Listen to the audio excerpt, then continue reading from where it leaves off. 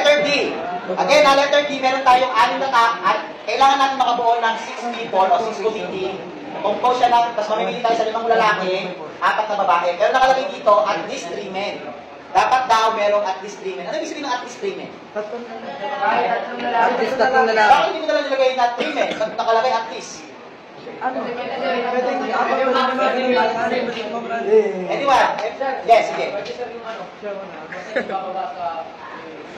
Ano? Basta hindi bababa sa? 3. So, pwedeng 4? Pwedeng 5? Pwedeng? Ano tayo nila? Pwedeng 7? Pwedeng 7? Pwedeng 8? Bakit hindi pwedeng 7? Kasi hindi mo lang naman yung lalaki, oh. So, ilan lang pwede? Hanggang 5 lang. Parang ganitong class, for example, sa exam, sana at least makakuha ako ng 25. Ano ibig sabihin nun? At least, pinakamababa gusto ko makuha, 25. Pwede bang tumaas yun? Pwede. Yung at least kasi, parang nililimitahan mo yung sarili ko na hanggang doon lang dapat pinakamababa ko. Pero beyond that, pwede akong lumagpas. Parang dito, at least 3 men, pwedeng 3 lalaki, pwedeng 4, pwedeng 5. Bakit hindi pwedeng 6? Pwedeng lalaki dito. Diba? O ngayon ang tanong, ano yung magiging notation natin?